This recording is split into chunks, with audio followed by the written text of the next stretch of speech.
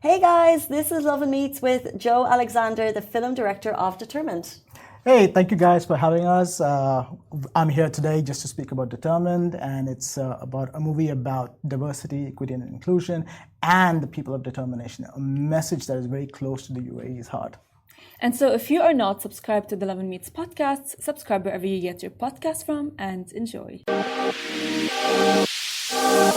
Welcome back to the Lovin Dubai show. Determined is a 2024 short film that portrays the struggles of finding belonging in a society that often lacks patience and understanding for people with different abilities. Today, we're excited to be joined by the filmmaker behind this award-winning film. Welcome to the show, Joe Alexander. Thank you so much for being here this morning. Thank you for having me on here. Thank you for being here. We watched the trailer. It's amazing. But before we jump into Determined, just like if you tell us about your career in filmmaking, how did it start, and so on. So I started my career in sales and logistics, which is so completely off field for what I'm doing right now. I spent close to about 15 years in that. My last job was as a regional manager for a very small company called DHL, where I used to move these big oil rigs from country to country and even from ocean to ocean. And then during that time, I always had this passion for photography and creative stuff. And I just was doing those small gigs on the side. And I think what happened was it started leaking into my work life. And I said, okay, fine. Now this is more fun. I love what I'm doing in the corporate world, but I think it's time to transition, because once it starts leaking into your office life and then your performance goes down over there, I'm like, yeah, I think I should consider one thing. So I took that up as a career then and just went with it, and it was interesting. And I think from the photography side, it just evolved very rapidly into filmmaking. And then now I produce and direct films for others, and I get to travel the world. That is truly amazing that you shifted from one industry to another after 15 years. Tell us, there's so much. Tell us about the evolution of filmmaking. How did that start? If you were kind of into photography, how did the evolution kind of continue? So I was in photography, and suddenly I was on a job, and somebody said, "Hey, can you pick up this camera and hit record and just make sure it's in frame, everything in frame." I'm like, yeah, I think I can. I don't want to, but I can. And I just did it. And I said, hey, this is not as different as photography, because photography is one frame and filmmaking is 25 to 60 or 120 frames. So just making sure your frames are right, I think that just helps. And that's how it began. And I was on sets. I started filming as a DOP, editing a little bit, and suddenly it progressed to other stuff as well, and then came to producing, where I work with a couple of companies in the US and UK, where they asked me to help them produce a couple of films that they're doing, documentaries, which are being pitched to Netflix and Hulu and Amazon, which is very exciting. I can't talk about that, but wow, what an amazing journey! Yeah, so it just rapidly went through, and I'm just happy how it got through. Congrats. It's actually very interesting, but let's talk about Determined. So what inspired you to actually create Determined? So Determined was actually, the backstory is we entered a competition with Paramount Hotels, and we had, I think, a couple of days to come up with a script. So I sat down with a couple of friends, and I'm like, hey, I need to make something that is really passionate. And they're like, okay, what can we go about? And the whole UAE's messaging towards people of determination was really inspiring to us. And because I work a lot with corporate sector and we do a lot of DEI, which is diversity, equity, and inclusion, I think that messaging was perfect for this. So we came up with a script, and I gave Rose, who is one of our writers, she full access, like, okay, go crazy, let's see what you guys come up with. She came out with a script, I read it, I'm like, man, I see myself in all of these characters. And that's like, let's do it. Let's go ahead, let's do it.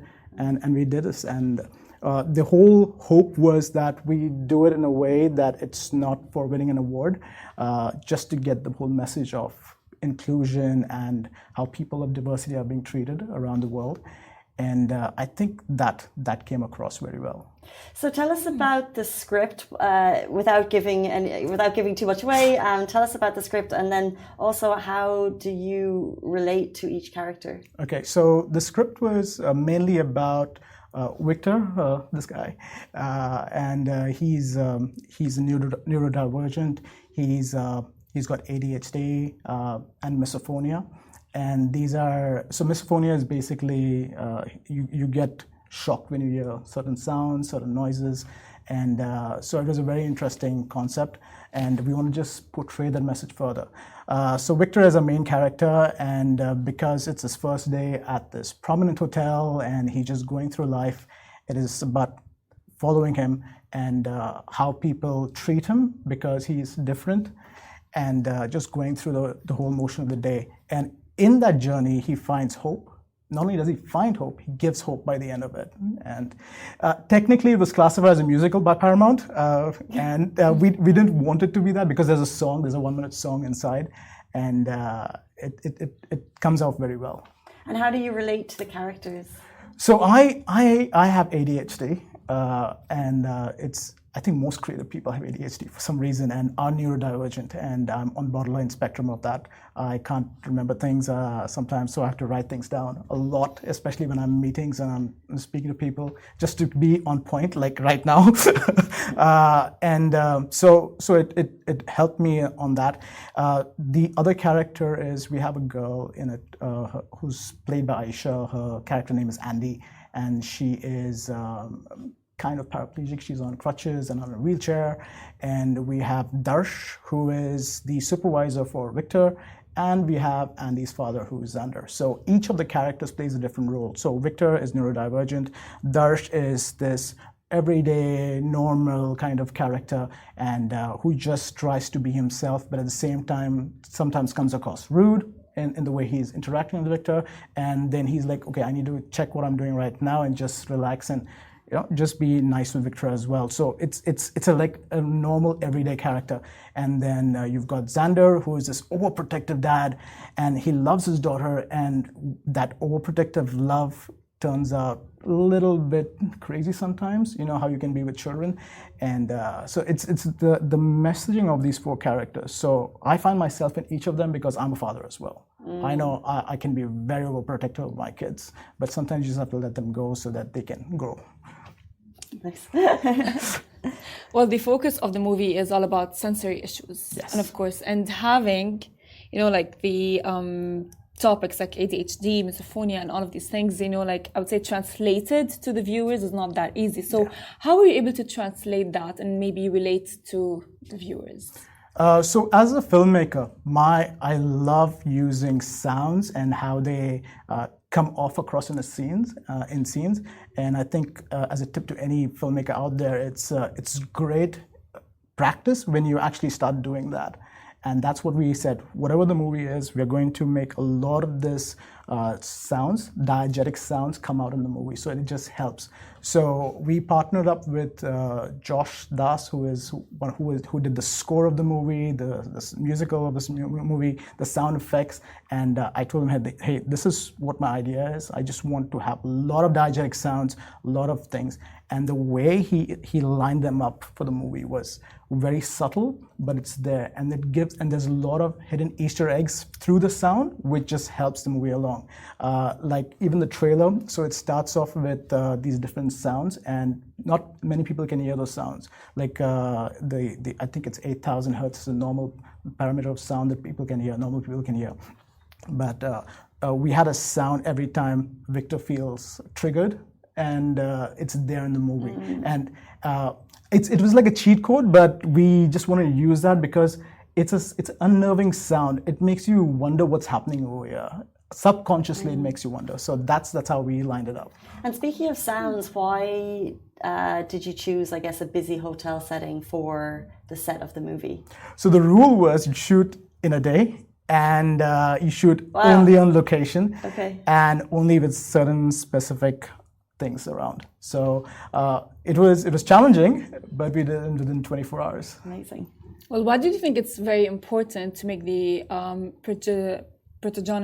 protagonist. Yes, a bellhop. It just fit with the character because you wouldn't think of a bellhop as the hero of a film per se or to convey a message. We could have done with any other characters, but we wanted to make sure that there was hope in that because the whole DEI message, diversity, equity, inclusion message of workplaces just help people with these kind of aspects. UAE is very, very tolerant with people of determination. That's the messaging that's there. It's been out there for a long time, and that's something that we support. And I think a lot of companies also are coming towards it. Not as many as should, but it's opening up. And the hope with the film was that a lot more of these companies start including people of diversity and even ADHD or whatever it is. Because as soon as you reveal to a company that, hey, I have these issues, the problem is that they're like, oh, this guy might not be the person that we're looking for. Let's go on and look for somebody else.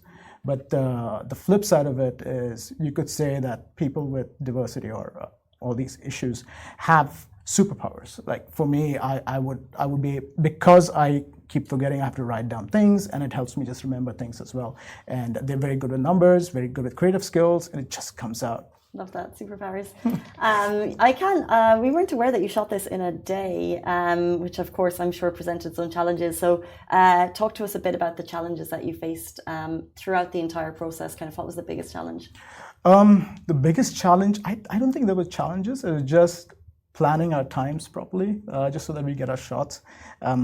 More than that, because I'm in this industry and I've been making films for the last crazy amount of years, we planned it out very well. There were two directors. One was me, one was Rose as well, who was also a writer, and so she took care of all the actors. I took care of the technical side, and it just was smooth to just work through. Yeah, there were some challenges. Like any production is, there's always challenges. But I don't think there was a massive challenge. It was just making sure that we are on time for everything else. Getting it done. Well, as you mentioned, the UAE is all about inclusivity, which honestly is amazing. But how did the UAE's focus on people of determination, I would say, influence the film?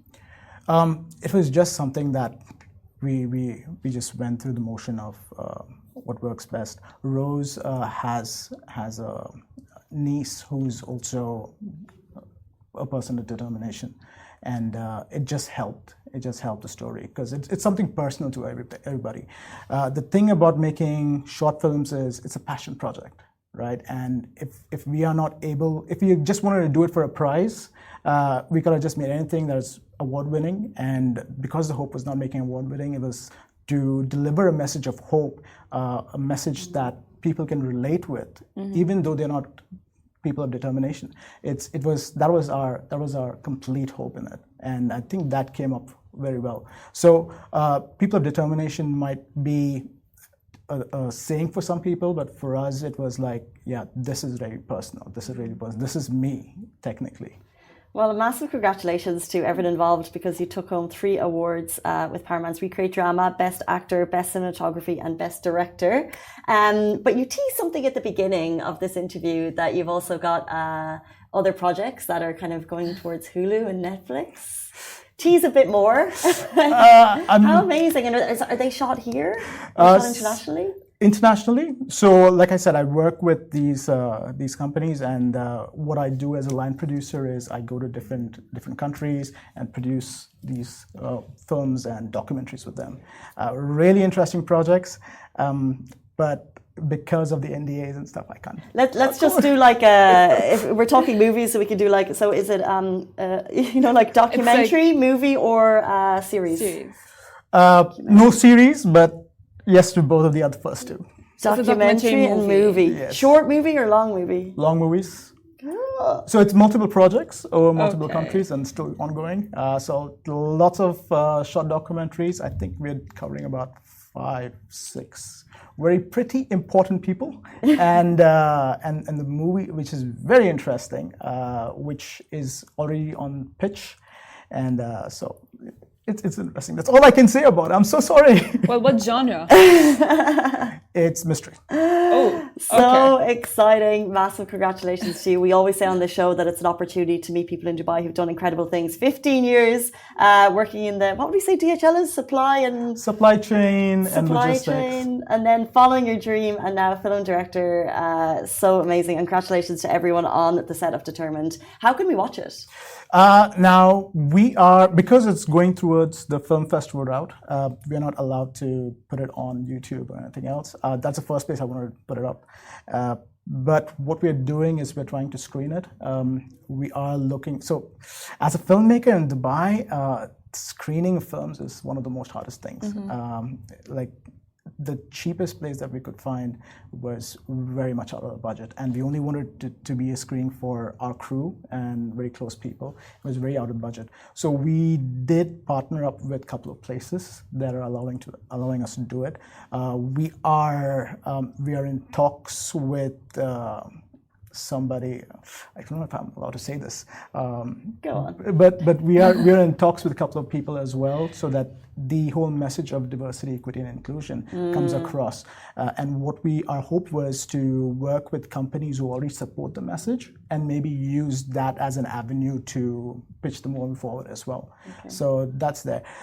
We have so a particular airline has picked it up as well, and they have accepted it to be on their November intake to be shown on their airlines as well. So that was a big win, because like I said, short films are just passion projects. You don't monetize it, and an airline's coming up to us and saying, "Hey, that seems like an interesting topic. We want to have this for everybody to watch," was very interesting for us. And like, yeah, let's do it. How much money is involved? Not much. I'm like, I'll take it.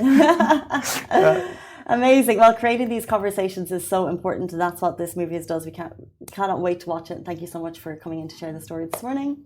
Appreciate it. Thank you very much, Farah. Thank you, Casey. And that brings us to the end of our show today. We're back with you tomorrow morning, same time, same place. Bye-bye.